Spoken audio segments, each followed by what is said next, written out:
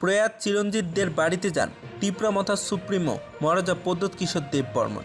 সম্প্রতি বন্যার সময় বন্যা কবলিত মানুষদের জীবন বাঁচাতে গিয়ে নিজের প্রাণ হারান রাজধানীর ইন্দ্রনগর এলাকার বাসিন্দা চিরঞ্জিত দে। শনিবার প্রয়াত চিরঞ্জিতদের বাড়িতে যান তীব্রমথা সুপ্রিমো প্রদ্যোৎ কিশোর দেববর্মন। সাথে ছিলেন মন্ত্রী বিষ্ণুদত্ত দেববর্মা সহ অন্যান্যরা। এবং বন্যার পর এই প্রথম হয়তো তথাকথিত মহারাজা এবং তার অন্যান্য সৈনিক দুজন পথে পা রেখেছেন। যাই হোক, প্রদ্যোৎ কিশোর দেববর্মন এই দিন প্রয়াত চিরঞ্জিতদের বাড়িতে গিয়ে তার বৃদ্ধ মা বাবার সাথে কথা বললেন এবং তাদেরকে সমবেদনা জানান, তাদের হাতে তুলে দেন আর্থিক সাহায্য। পরে প্রদ্যোৎ কিশোর দেববর্মন সংবাদ মাধ্যমের মুখোমুখি হয়ে জানান, বন্যা আসলে সকলকে একসাথে কাজ করতে হয়। তিনি আগেই ঘোষণা দিয়েছিলেন বন্যার ফলে যাদের মৃত্যু হয়েছে তাদেরকে তিনি ব্যক্তিগতভাবে 50,000 করে টাকা প্রদান করবেন। সেই মোতাবেকই এই দিন তিনি প্রয়াত চিরঞ্জিতদের পরিবারকে 50,000 টাকা প্রদান করেছেন। আরও কথা বললেন রানীর বাজারের কালী মূর্তির ভাঙার ঘটনা নিয়ে। এই ঘটনাকে কেন্দ্র করে কয়েকটি বাড়িতে ভাঙচুর করা হয়। এই ঘটনা নিয়ে প্রতিক্রিয়া ব্যক্ত করতে গিয়ে প্রদ্যোৎ কিশোর দেববর্মন বলেছিলেন, সম্প্রতি সংঘর্ষের পিছনে রাজনৈতিক হাত রয়েছে, তবে ত্রিপুরা রাজ্যের সাম্প্রদায়িক হিংসা ঠিক নয়, কারণ ত্রিপুরা রাজ্য একটা উন্নত রাজ্য। বিভিন্ন ধর্মের মানুষ ভারতে বসবাস করে। যারা কালী মূর্তির মাথা ভেঙেছে তাদের গ্রেপ্তার করার প্রয়োজন। মানুষের বাড়ি ঘর ভাঙা ঠিক নয়। পাকিস্তান এবং বাংলাদেশের মতো ভারতের ভূমিকা হওয়া উচিত নয়। ত্রিপুরা রাজ্যের ইতিহাসে এইবার ভয়াবহ বন্যা হয়েছে, অথচ দেখা মেলেনি পূর্ব ত্রিপুরা লোকসভা আসনের সাংসদ কীর্তি সিং দেববর্মাকে। এই নিয়ে বিভিন্ন মহলে সমালোচনা চলছে। কেউ কেউ প্রশ্ন তুলেছেন কোথায় কীর্তি সিং দেববর্মা, এবং তার জবাব দিলেন প্রদ্যোৎ কিশোর দেববর্মন। শনিবার সাংবাদিকদের মুখোমুখি হয়ে তিনি জানান, কীর্তি সিং দেববর্মন আগরতলায় রয়েছেন। রবিবার গোমতী জেলা এবং শান্তিরবাজারে যাবেন তিনি। ইতিমধ্যেই বন্যা কবলিত মানুষদের সাহায্যের জন্য তিনি 1 কোটি টাকা প্রদানের ঘোষণা দিয়েছেন। আর বর্তমানে রাজনীতি করার সময় নয়, এবং বর্তমানে সকল অংশের মানুষ ক্ষতিগ্রস্ত, মানুষ সমস্যার মধ্যে রয়েছে এবং সকলে মিলে বর্তমানে কাজে করতে হবে। অপরদিকে রাজ্যের বাংলাদেশি নাগরিকদেরকে অনুপ্রবেশ নিয়ে কথা বললেন তিনি। প্রদ্যোৎ কিশোর দেববর্মন বলেছিলেন, বাংলাদেশিদের রাজ্যে অনুপ্রবেশ মেনে নেওয়া যায় না। বাংলাদেশ সমস্যার মধ্যে রয়েছে, কিন্তু বাংলাদেশি নাগরিকদের ভারতে অনুপ্রবেশ মানা যায় না। ভারত সরকার কঠোর ব্যবস্থা নেবে বলে আশা ব্যক্ত করলেন তিনি। জেআরবিটির মেধা তালিকার ফলাফল আগামী 7 থেকে 8 সেপ্টেম্বর। সুশান্ত চৌধুরী। রাজ্যের বেকারদের দীর্ঘ প্রতীক্ষার অবসান হতে চলছে। আগামী 7 থেকে 8 সেপ্টেম্বর রাজ্যের বহু চর্চিত জেআরবিটির পরিচালিত গ্রুপ ডি পরীক্ষার মেধা তালিকা প্রকাশ হবে। শনিবার মহাকরণের সাংবাদিক সম্মেলনে একথা জানিয়ে দিয়েছেন মন্ত্রী সুশান্ত চৌধুরী।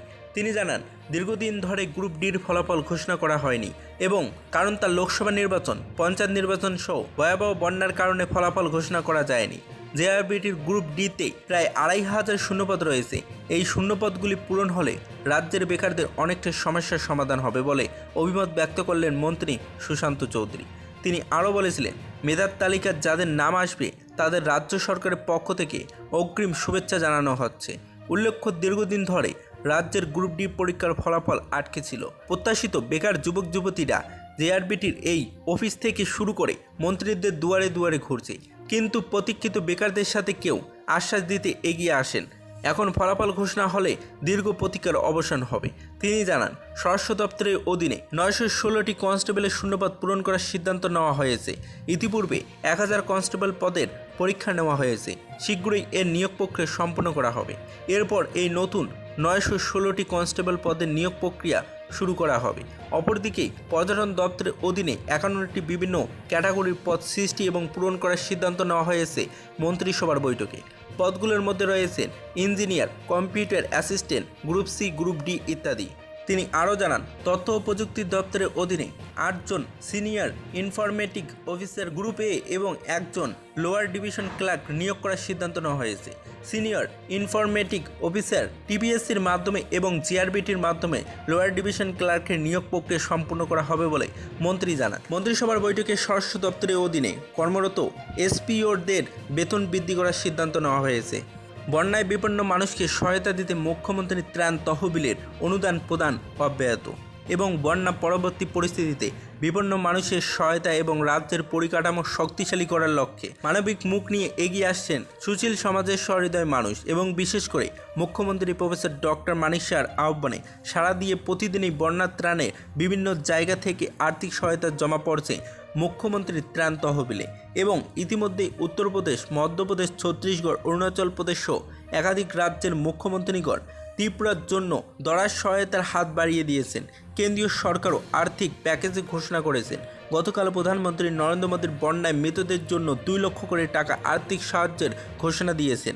এইদিকে এই একদিন ধরে মুখ্যমন্ত্রী ত্রাণ তহবিলের আর্থিক সহায়তা তুলে দিচ্ছেন বিভিন্ন পেশার মানুষ এবং শনিবারও এই ধারা অব্যাহত থাকে। এই দিনে বন্যা ত্রাণে আর্থিক সাহায্য তুলে দিয়েছিলেন সবকা সাথ সবকা বিকাশের 12টা বেজে গেল কর্পোরেটর সোমা মজুমদারের এলাকায় এবং উন্নয়নের নাম গন্ধ নেই আগরতলায় পুর নিগমের 10 নম্বর ওয়ার্ড এলাকার কর্পোরেটর সোমা মজুমদার তার বিরুদ্ধে একরাশ ক্ষোভ উগরে দিয়ে ইন্দ্রনগর মসজিদপাড়া এলাকার এক বাসিন্দা।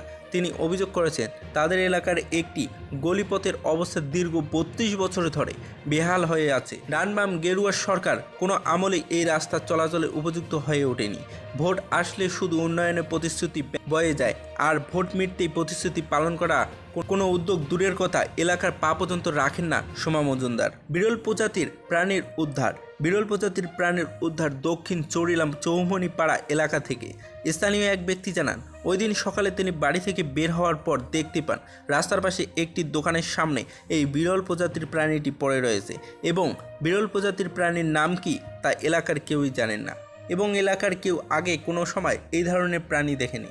বিরল প্রজাতির প্রাণী উদ্ধার হওয়ার পর খবর পেয়ে উৎসুক জনতার ভিড় জমায় ঘটনাস্থলে এবং স্থানীয়রা আরও জানান এই বিরল প্রজাতির প্রাণীটির পাখা রয়েছে এবং পরবর্তী সময় স্থানীয়রা বন দপ্তরের কর্মীকে খবর দেয়। বন দপ্তরের কর্মীরা ঘটনাস্থলে যাওয়ার পর স্থানীয়রা বিরল প্রজাতির প্রাণীটিকে বন দপ্তরের কর্মীদের হাতে তুলে দেন এবং পরে যতদূর জানা যায় প্রাণীটির নাম সুগার গ্লাইডার।